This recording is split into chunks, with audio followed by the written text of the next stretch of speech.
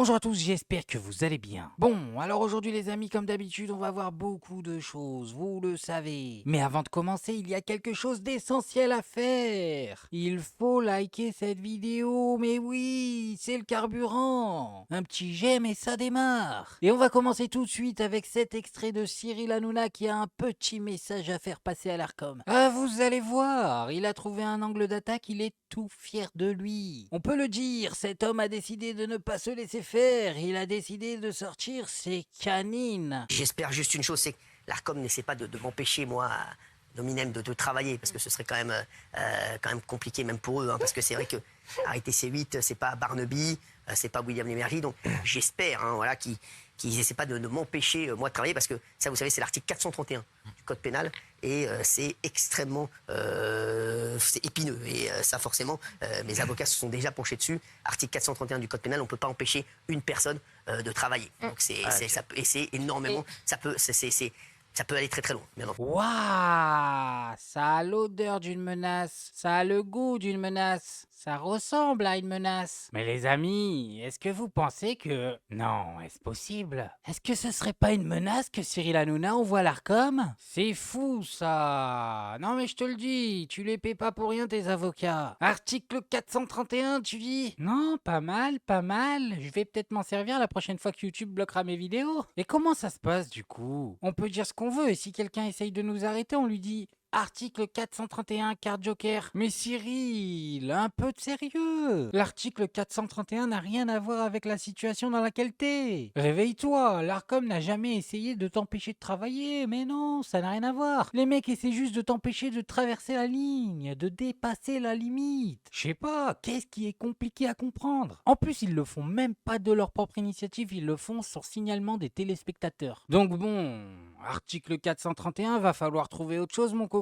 Moi ce que je vous conseille, si vous voulez éviter les sanctions de l'Arcom, c'est très simple. Arrêtez de dire des dingueries, arrêtez de faire des dingueries. Et vous allez voir, comme par magie, ils vont vous laisser tranquille, plus personne ne va vous signaler. Bon, on va passer à une autre séquence que je voulais vous montrer rapidement. Étant donné qu'on est en train de parler de Cyril, je me suis dit c'est le bon moment. Cette fois c'est une de ses chroniqueuses, Géraldine Maillet, qui s'est rendue dans les médias belges pour une interview et vous allez voir, la pauvre, elle ne sait pas où elle atterrit. Non, elle croit qu'elle est sur une autre planète. Je trouve que c'est débile, hein, le système qui dit l'extrême droite, l'extrême droite, l'extrême droite.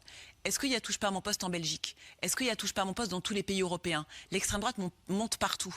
Donc en fait, arrêtons de croire que c'est touche pas à mon poste ou nous autres pauvres chroniqueurs. C'est pas pour autant qu'il faut donner la parole aussi souvent. Hein. Mais en fait, il faut donner la parole à tout le monde.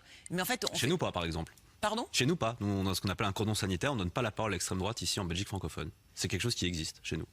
Et du coup, dans les urnes, ça donne quoi? Justement, en Belgique francophone, on n'a pas l'extrême droite. On l'a beaucoup de l'autre côté du pays, du côté flamand. Oui, mais donc ça veut dire qu'à partir du moment où, en fait, ça veut dire que vous donnez pas la parole à tout le monde, à tous les avis. Tout à fait.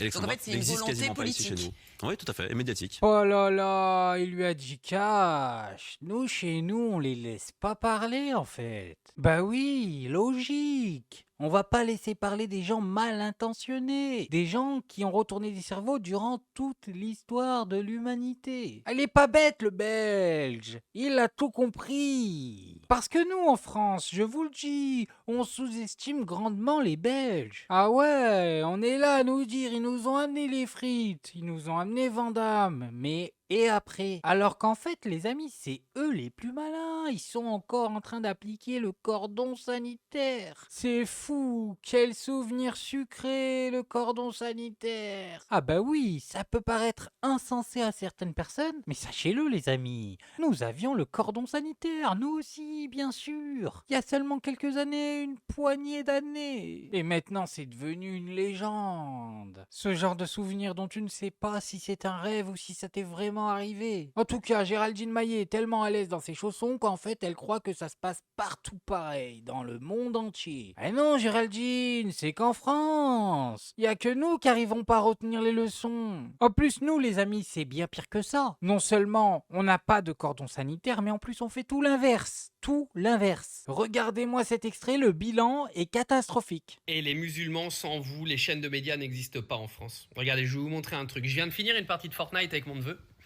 Et regardez. Du coup, je mets bonjour mon chien.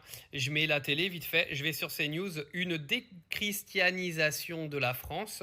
Et en fait, après, tu passes sur BFM TV. Et là, tu as école, l'islamisme va-t-il vraiment reculer? En fait, je suis en train de me demander à quel moment il parle d'autre chose que des musulmans et des arabes dans ce pays.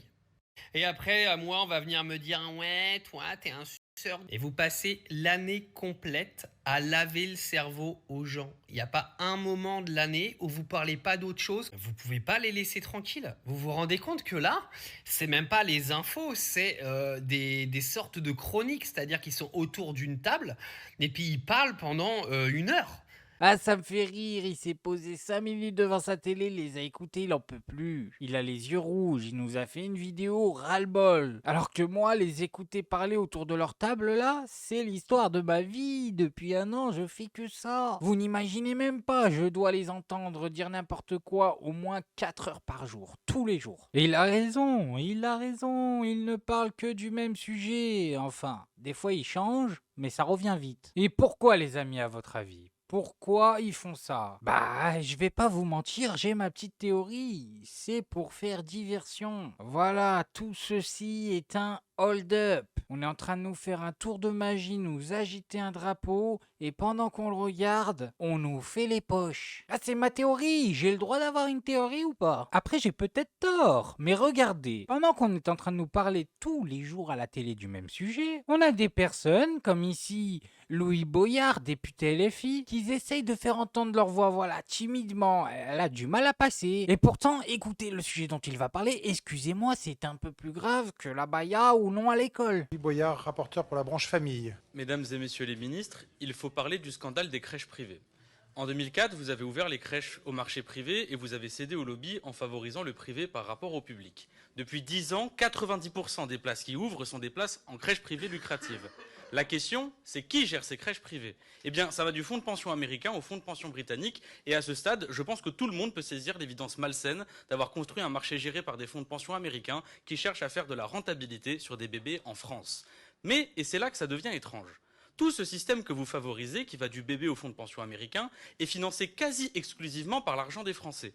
On parle de plusieurs milliards d'euros d'argent public. Vous avez bien compris les amis, vous payez des impôts, vous payez la TVA, vous payez vos impôts, vous payez tout. Ensuite, avec cet argent, on finance des infrastructures. Voilà, des crèches, tout ça, tout ça. Puis vous venez, vous mettez vos enfants dans ces crèches. Puis là, vous payez une deuxième fois. Et oui, vous avez déjà payé une fois, on a financé les infrastructures avec votre argent, mais vous repayez. Alors, ok, pourquoi pas. Mais l'argent va où? Dans un autre pays, mesdames et messieurs. Une entreprise qui n'est pas française détient probablement votre crèche. Mais qu'est-ce que c'est que ces bêtises? D'exonération d'impôts à 75% pour les grandes entreprises. Un PDG en a même rigolé en audition en disant « c'est presque un don ».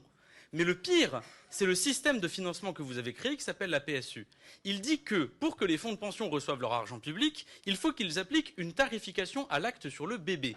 C'est la même tarification à l'acte que celle qui a tué l'hôpital public. En gros, la rentabilité d'un bébé va dépendre de la quantité d'heures qu'il passe à la crèche et de différents bonus en fonction du profil du bébé en question. Vous prenez des fonds de pension américains, vous prenez un système de financement public avec lequel évidemment vous allez avoir de l'optimisation, vous mettez des bébés au milieu et ça vous donne ce qu'on a vu. Salariés en sous-nombre et sous-payés, détournement de fonds publics, fraude, maltraitance, réduction des coûts sur la nourriture, sur le chauffage, sur les couches. Ça fait 20 ans que les salariés, les parents, les mairies vous disent d'arrêter avec ce système, mais vous cédez sous la pression des lobbies.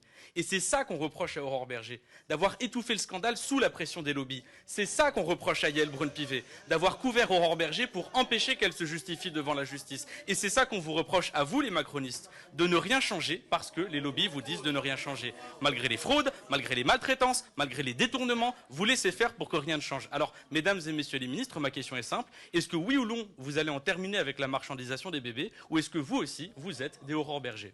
Voilà, encore une fois, j'applaudis. Et oui, encore une fois, LFI au bon endroit dans le bon combat. Parce que je vous le dis, cette histoire de crèche, ça va très mal se terminer. Il va y avoir une histoire, il va y avoir une salade avec la mauvaise personne. Les conséquences peuvent aller très loin, quand même. Alors vendre nos Doliprane, le médicament le plus utilisé par les Français, c'est une chose. Mais là, vous êtes en train de me dire que nos crèches sont gérées par des entreprises américaines. Mais qu'est-ce que c'est? Ouah. Moi, les amis, ça me fait peur. Quand j'entends ça, ça me fait peur. Bon, et alors pendant que les députés LFI se battent pour les bonnes causes, qu'est-ce qu'ils font les députés RN? C'est vrai, on n'entend pas souvent parler d'eux. Je suis allé vérifier, les amis. Ça m'intéressait. Et je confirme. Eux, ils sont toujours au mauvais endroit et toujours dans le mauvais combat. Je ne comprends pas, quand on est pour le travail ou contre la justice sociale, qu'on considère que c'est à l'État et que c'est aux travailleurs français de financer un régime qui ne fonctionne pas.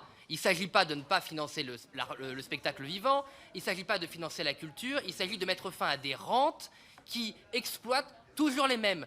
Non, simplement pour répondre, parce que visiblement, Monsieur Tanguy connaît mal la réalité des intermittents du spectacle, qui sont bien loin d'être des gens privilégiés et qui gagnent très bien leur vie, qui sont des gens qui souvent sont dans une très grande difficulté, qui sont plutôt l'honneur de notre pays, parce que ce sont celles et ceux qui font vivre la culture française, et vous devriez les défendre plutôt que de systématiquement les stigmatiser, les moquer. Et je vous conseille, puisque vous êtes très drôle, de finir par vous inscrire à ce régime, parce que vous y aurez sans doute toute votre place. Oh là là, il l'a tué. Et vous voyez bien, c'est encore les mêmes qui sont en face pour les arrêter, dans leurs idées farfelues. LFI, bien sûr, mesdames et messieurs. Aurélien Lecoq, à qui il n'a fallu que 2 phrases pour mettre fin à la discussion. Non mais sérieusement, au RN, vos seuls combats, c'est d'enlever les aides, d'enlever les avantages. Ça veut dire qu'en tant que citoyen français, on a des inconvénients, on a des avantages. Les inconvénients, tu payes tes impôts, tu payes ta TVA, tu respectes la loi, tout ça. Les avantages, et on t'aide. Si un jour t'es pas bien, pendant une période, on t'aide. Parce que c'est ça qu'il faut se mettre dans votre tête aussi. Vous croyez que les gens touchent leurs aides à vie? Il y en a, mais c'est pas tout le monde. Déjà, la grosse majorité des citoyens cotisent beaucoup plus qu'ils grattent en aide. Et pour ceux qui grattent plus que ce qu'ils cotisent, la plupart du temps, ce n'est pas une situation définitive. Mais comment vous croyez qu'on peut payer nos députés des sommes indécentes? Parce que les caisses sont pleines de votre argent, les amis. Bon, bref, moi je voulais juste vous montrer ça. Maintenant, faites-vous votre avis tout seul. Faites attention à vous, faites attention à ce que vous regardez. Like, abonnez-vous et n'oubliez pas le petit com qui fait plaisir. Tu es tout gris et tout petit pomme. Petit poney, tu gambades dans les prés sans